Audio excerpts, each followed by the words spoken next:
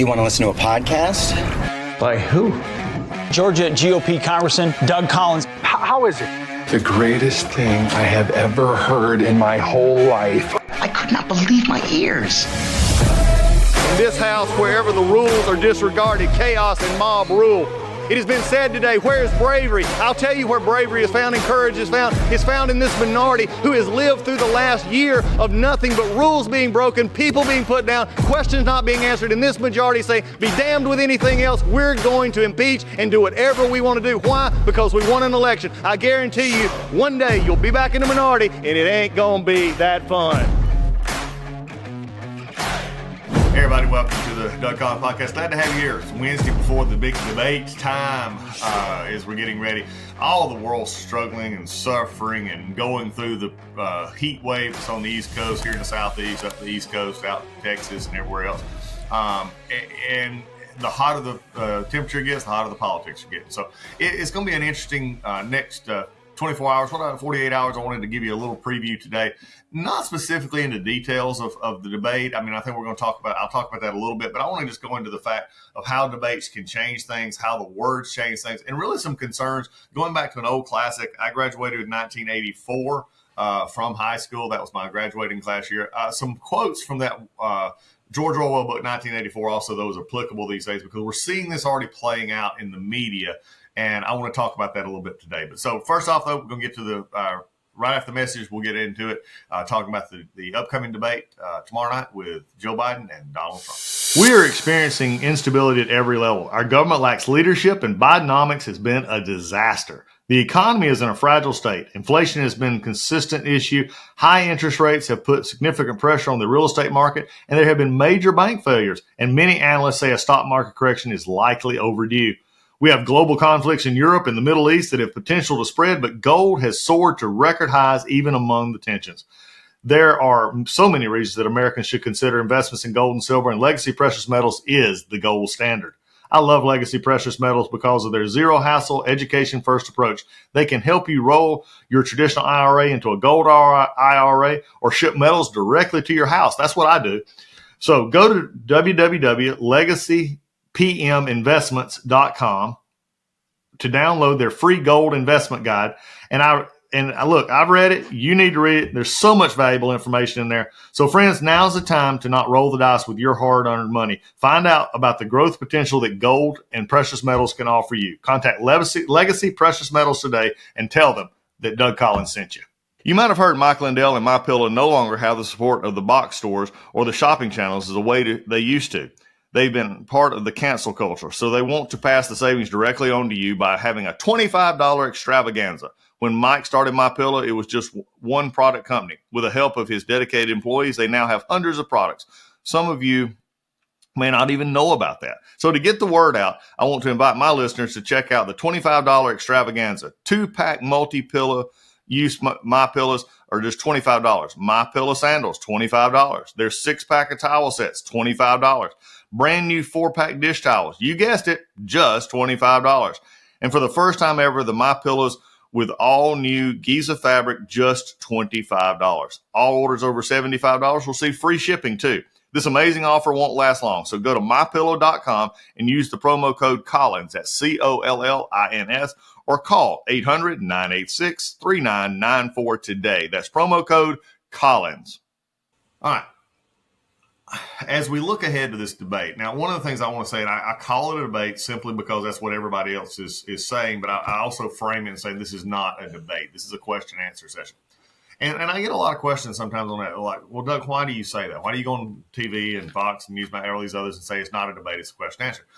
Because a debate, by its very nature, takes a premise or takes a answer, however you want to put this, and allows the other side to then give their own answer in response to the theory or the question. I debated back in high school. Enjoyed it, where you would take a topic and you would divide up and you would have the for and the against. And I think it's something that's so missing in today's society is this idea of rhetorical debate. Debate is not, I heard this on the TV the other day, and I just wanted to throw a brick through the TV. a guy said, no, a debate is contentious and a debate is when you really get in and fight it out. No, I get what you're trying to say. We've equated debates now with what I call food fights. We say that what's happened in some of the committee hearings in Washington, D.C., where one side calls the other one something and the other side calls them out and the other one side says take their word. That's not a debate. That's a food fight. Okay, that's something that happens in the cafeteria in high school. A debate is actually saying, for instance, let's just take a topic. Let's say should women be in the draft? Should taxes be cut? And then you say, okay, here's what I believe about that.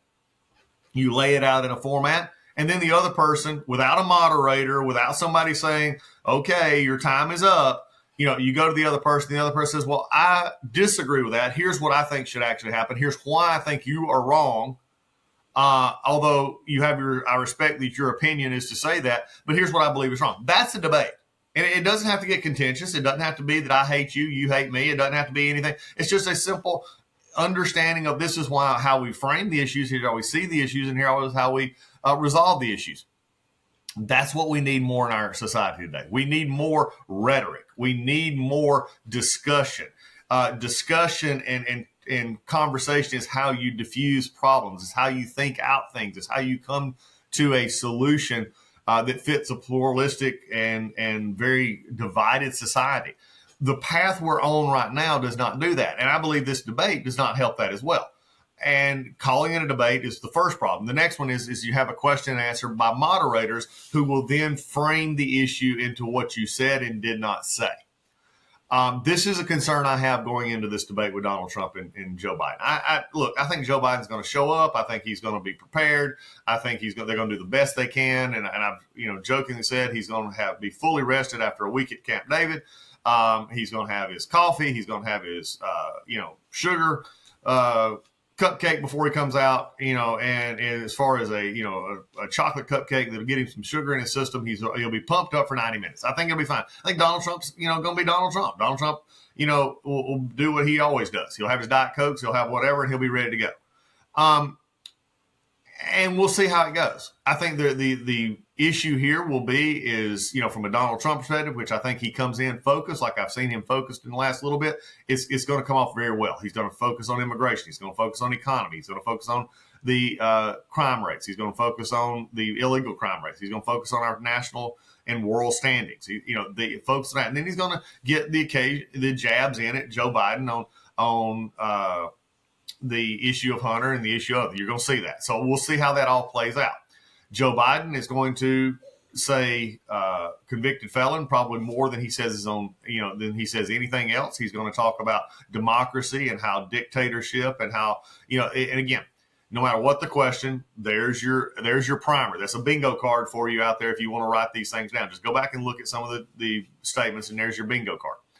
What will not be happening here, and what I believe this debate format sets us up to worsening divide, not a clear divide, is because the questions will come, and then with that moderator either injecting or saying, that's not true, here's what you said previous. Now, if they've cut the mics off of each other when they're not supposed to be answering, then there's going to be relatively no give and take. For any of you out there who believe there's going to be no give and take in this, I'm sorry. You're just falsely wrong. You're going to be able to hear the other one on the other mic. Those mics are sensitive. You'll be able to hear if somebody says something, and the moderators will probably have to call one or the other down in this situation. But my question is why don't you put, if you're wanting a debate, then you say to both candidates, here's the question. Is the American tax system right now currently the best that it can be for the American people? Donald Trump, you get 5 minutes, whatever. And then Donald Trump explains why he believes his Tax Cut and Job Act was great, why it actually stimulated business, why if he wants to take the tax off of tips, why those guys. And then Joe Biden, your response. Well, Joe Biden can then talk about how I like to raise taxes, I like to spend government money, I like to do that. And then, attack it that way, and then have each of them have a rebuttal. Say, okay, Donald Trump, now back to you. What is your response to that? And then go back and forth. Then take the next topic. Without the innuendo, placement of voice, inflection of a moderator asking questions and who gets what questions. I just doubt in my mind. I think you're going to hear a lot about issues of January 6th and democracy given to Donald Trump, or even abortion, and you'll never hear the word Hunter Biden issue to Joe Biden. I just don't. So let's prepare ourselves a little bit more into the reality of what tomorrow night's going to be. Is it going to be an interesting show? Do I agree with what Van Jones said on CNN the other night, which was that most everybody's going to be watching? Yeah, I mean, look, everybody's picked this up, even with the CNN logo on it. I mean, think about this.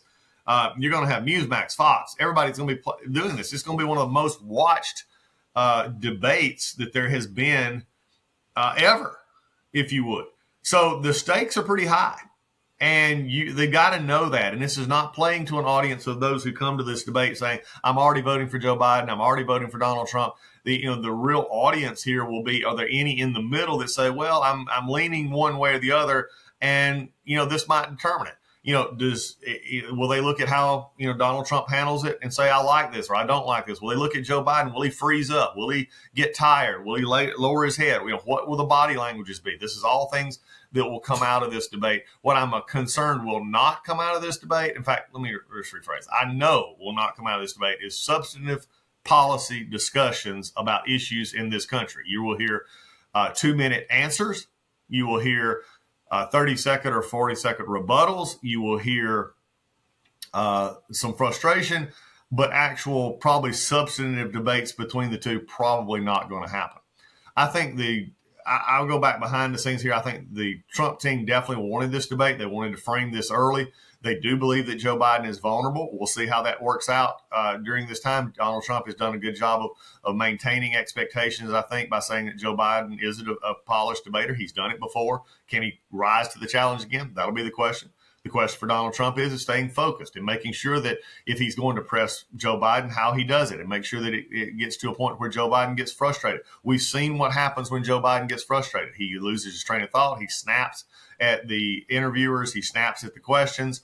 Or then he just goes sort of silent with that stunned sort of blank stare, which we've seen a lot of here recently in non-stressful environments. It's going to be interesting to see how he handles the stressful environment. But what I want to get to just for a few more minutes today as we prep this behind the scenes, I think it's interesting that, to me, if you're worried about a debate performance, as someone who's debated in this, and I'm using, again, please hear me, I'm using the term debate simply because it's what the most of you understand. If I said question answers, most of you would say, what are you talking about? So I'm bending to the will of the masses here to call it a debate.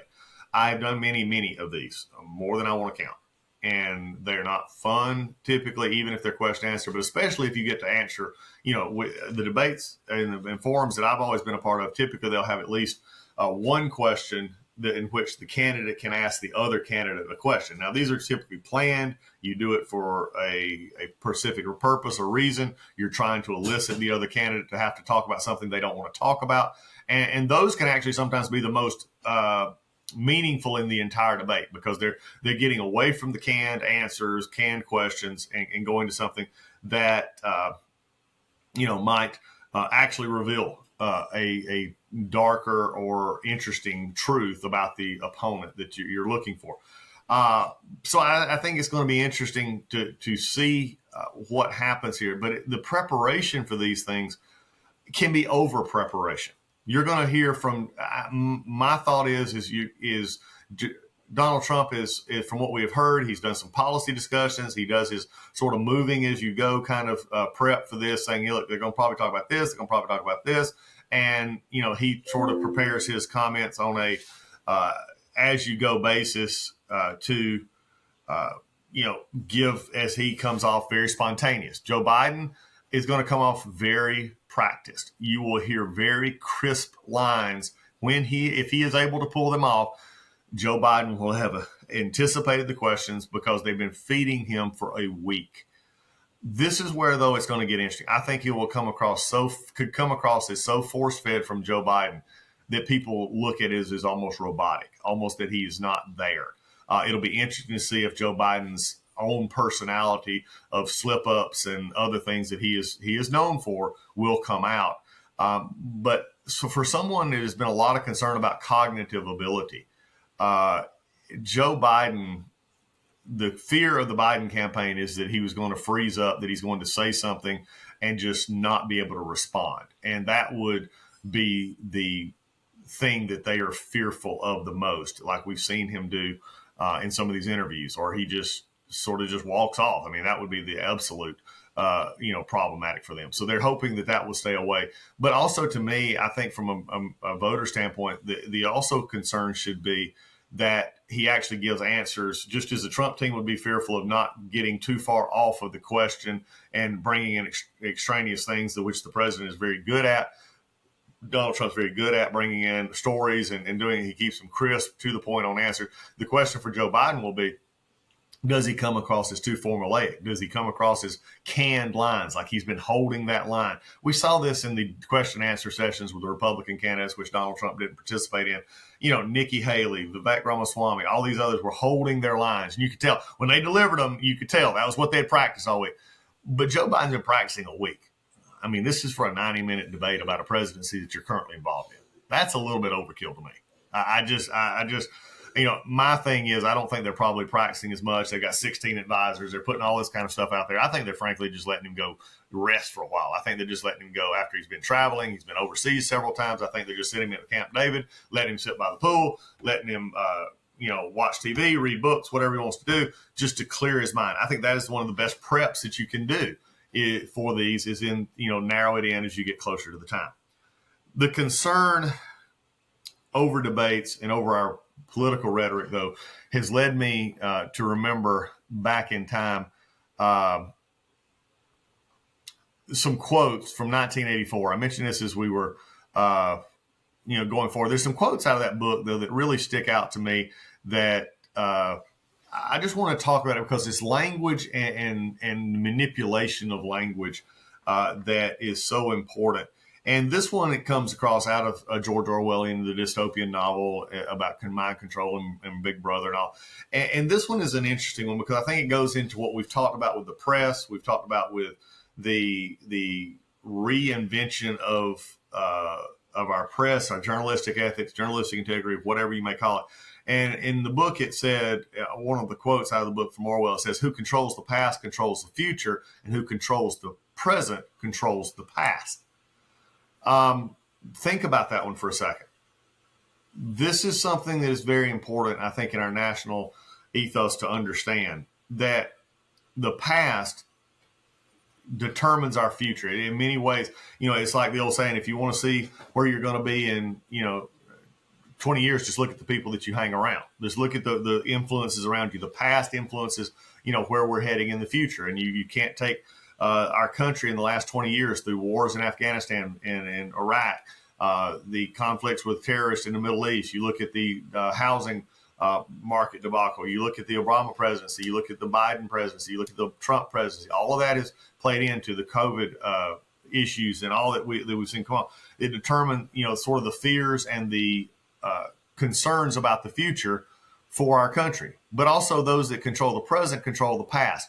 And this has become the storyline, especially with the Democrats and democracy. They're wanting to look back and frame stories in lights that only they can control. And I think that's become the narrative that, in my mind, the media is the biggest unreported narrative that we're seeing. And we're seeing whether it be the January 6th Commission, which was, put together out of bounds for the House of Representatives. And then when they actually had hearings, they didn't really have hearings. They had choreographed, produced, Hollywood-style interviews that were designed for the biggest splash. Then they destroyed their documents. They destroyed evidence. They thought they destroyed everything, but Barry Loudermilk, congressman from Georgia, who's heading up the investigation on the House Administration Committee, shows that they withheld things that they should have already turned over about that investigation, and also destroyed other evidence. If you are so sure of your facts and determinations about an event, then why would you destroy evidence? Why would you not put forward everything? Why would you not have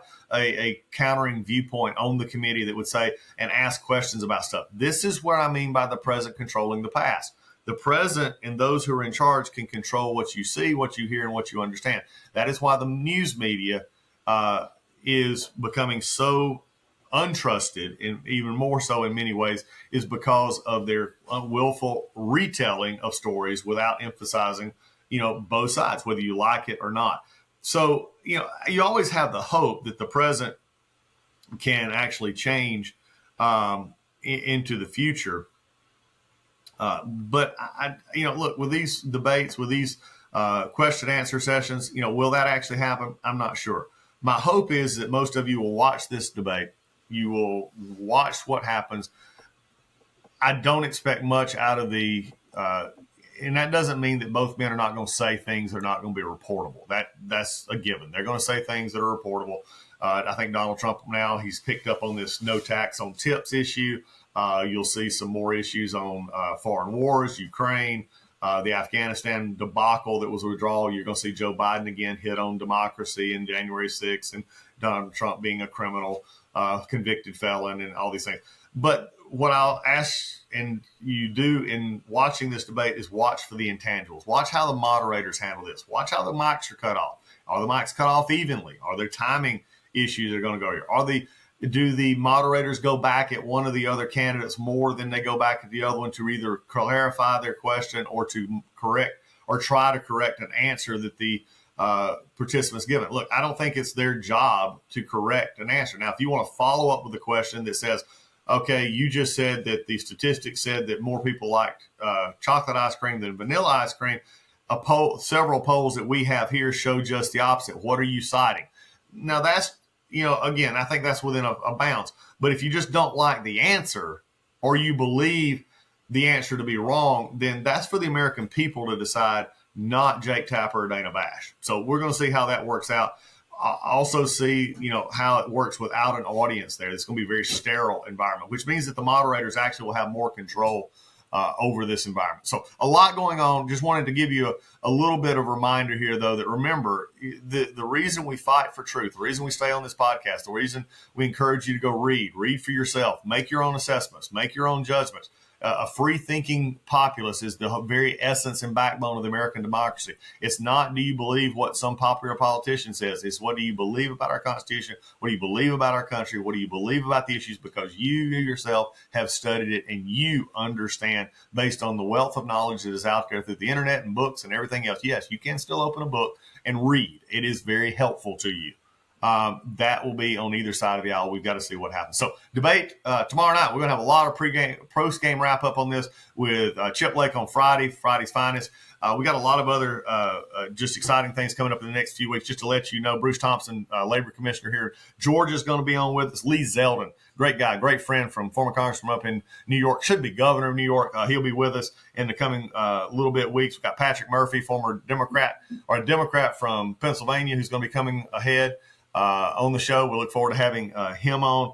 Other things, just some surprises coming up as well, so you won't want to miss that as we go. But before we get out of here, go out and have a good day. Look forward to you seeing you again on Friday as we discuss post wrap up of this question and answer session here in Atlanta. See you next time.